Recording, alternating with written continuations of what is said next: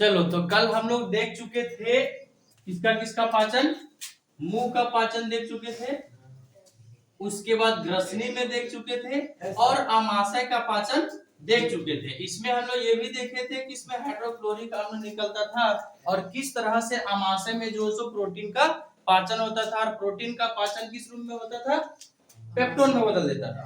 Protein को किसमें बदल देता था, पेप्टोन में। इसके बाद हमारा आता है आमाशय के बाद छोटी आंत। कहाँ आता है, छोटी आंत में।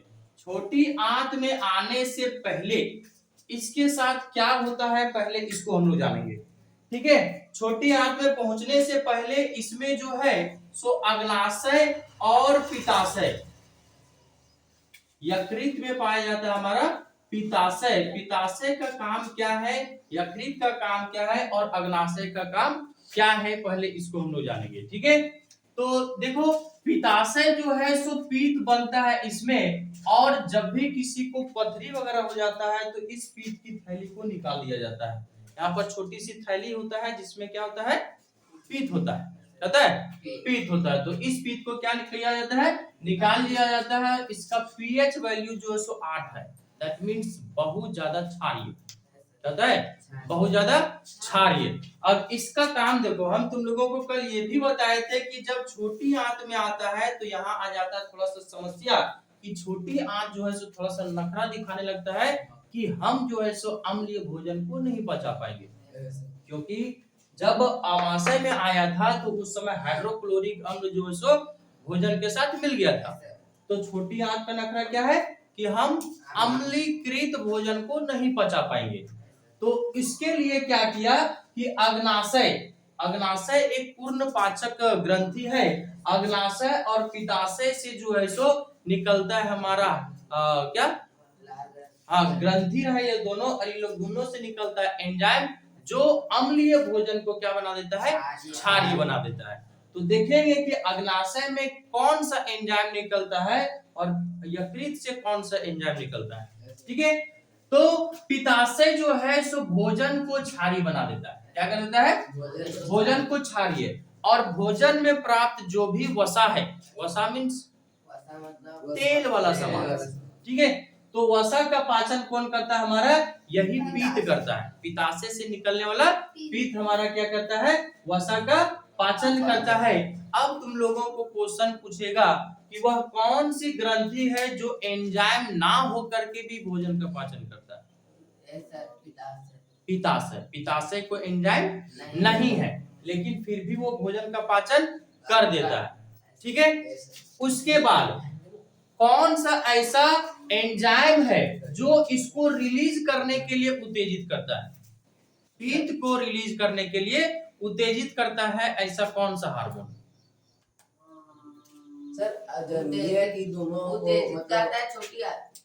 छोटी आंत उत्तेजित नहीं करता है। छोटी आंत में पाया जाने वाला एक एंजाइम होता है, यहाँ दो एंजाइम पाया जाता है जो कि छोटी यकृत से जो ये निकल रहा है हमारा उसको उत्तेजित कर रहा है, और अग्नाशय से निकलने वाला हमारा जो एंजाइम है उसको उत्तेजित कर रहा है। तो छोटी आंत में यहाँ पर दो एंजाइम पाया जाता है। कौन कौन, एक पाया जाता है क्लोसिस्टोकाइनिन और एक पाया जाता है सेक्रेटिन।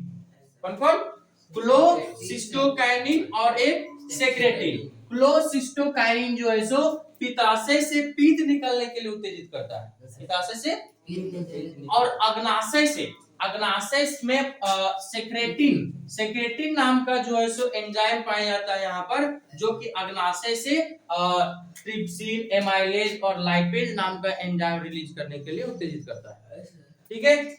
तो कोई तो होना चाहिए ना, क्या आखिर कैसे वो अपने से जो है सो निकलने लगेगा, कोई तो उत्तेजक होना चाहिए। तो वही उत्तेजक के रूप में कौन है, क्लोसिस्टोकाइनिन और सेक्रेटिन, समझ गया सर। हाँ, अगर वो दोनों नहीं मतलब अपना, हाँ अगर उत्तेजित नहीं करेगा तो उस दौरान क्या है, पित्ताशय से पीत नहीं निकल पाएगा और अग्नाशय से ट्रिप्सिन, एमाइलेज और लाइपेज नहीं निकल पाएगा, और फिर नहीं निकल पाएगा तो फिर वसा का पाचन नहीं हो पाएगा, भोजन का पाचन सही ढंग से नहीं हो पाएगा, है कि नहीं। तो फिर उस दौरान जो है सो पेट खराब या तो उल्टी ये सब होना आम है, ठीक है बच्चे।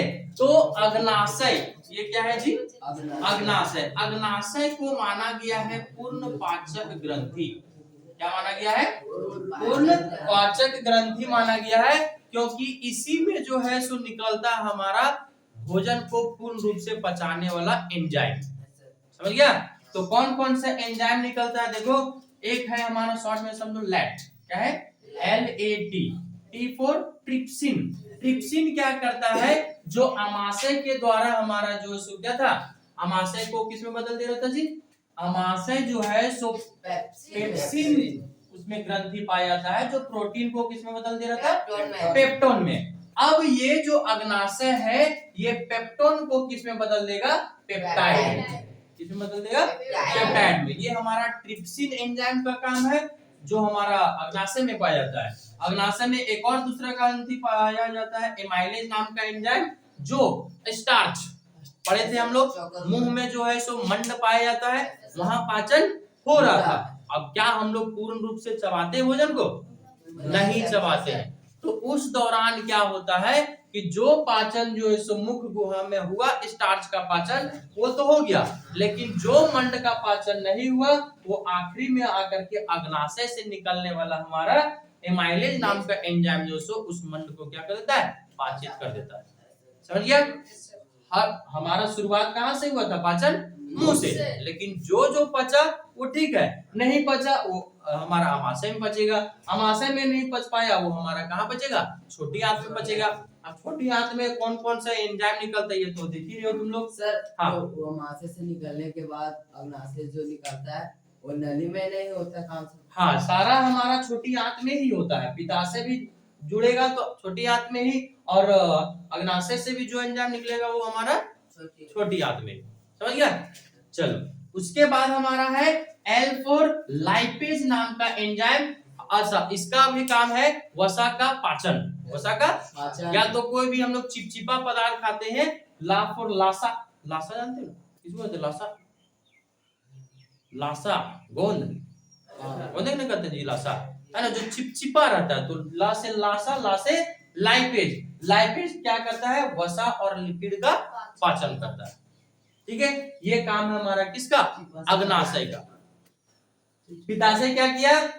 इसमें पीत पाया जाता है, स्टोन के दौरान इसको निकाल दिया जाता है। इसका पीएच वैल्यू कितना?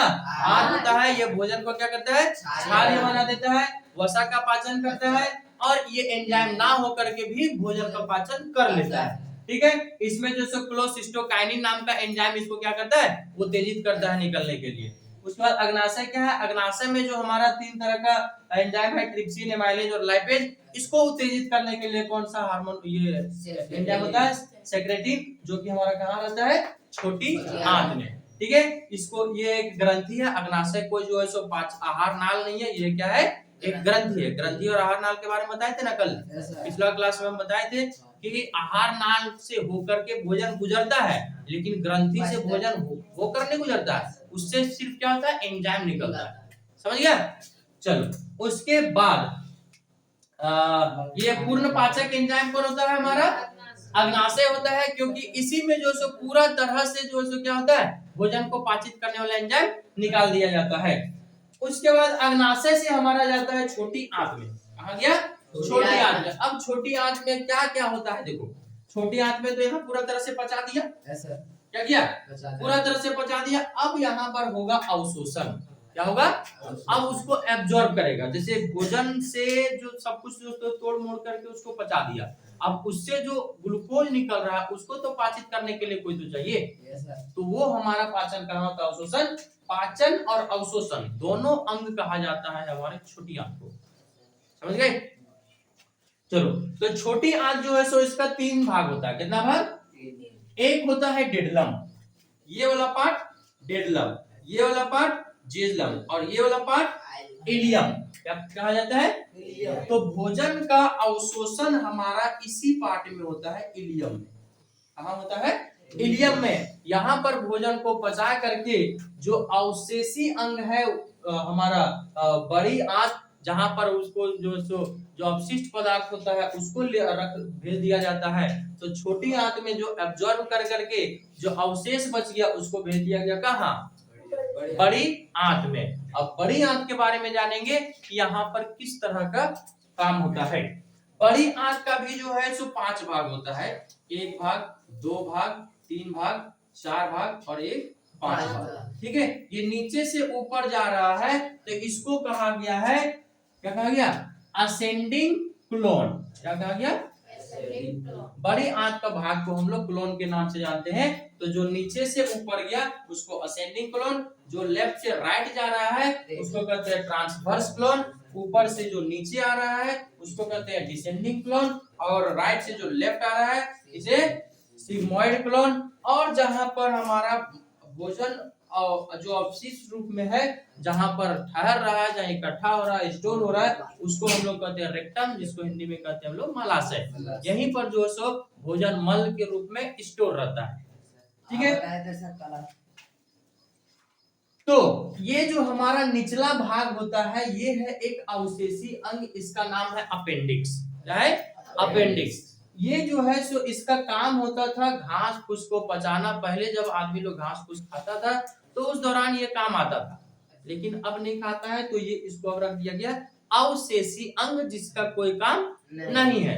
तो किसी किसी को जो अपेंडिक्स हो जाता है तो ये वाला भाग जो सो क्या हो जाता है, बड़ा हो जाता है, तो उसको पेट दर्द करना शुरू करता है, तो उसको ऑपरेशन करके ये वाला भाग काट के निकाल दिया जाता है। इससे कोई फर्क नहीं पड़ता। अगर आप लोग जंगलों में फंस गए तो घास फूस खा के जिंदा रह सकते हैं? जिंदा रह सकते हैं, लेकिन फिर उसके लिए हम लोगों को उसके क्लाइमेट के अकॉर्डिंग सुटेबल होना पड़ेगा।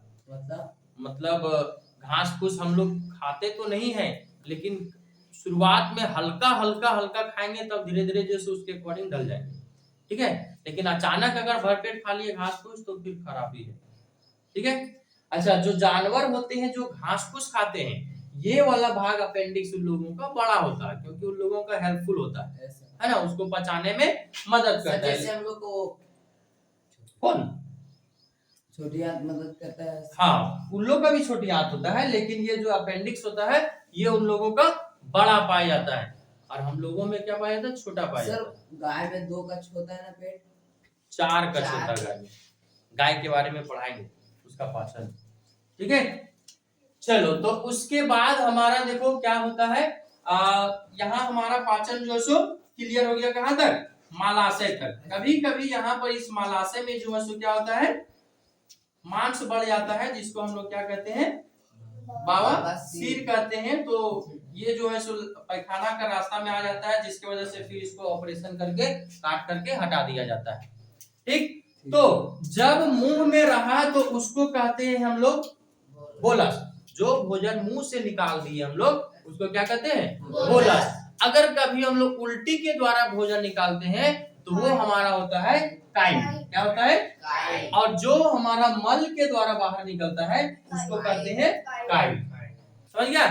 अच्छा, एक दूसरा चीज और कि मल का रंग जो है सो पीला क्यों होता है, हमारा जो सो पीले रंग का होता है वो होता है बिलारुबिन।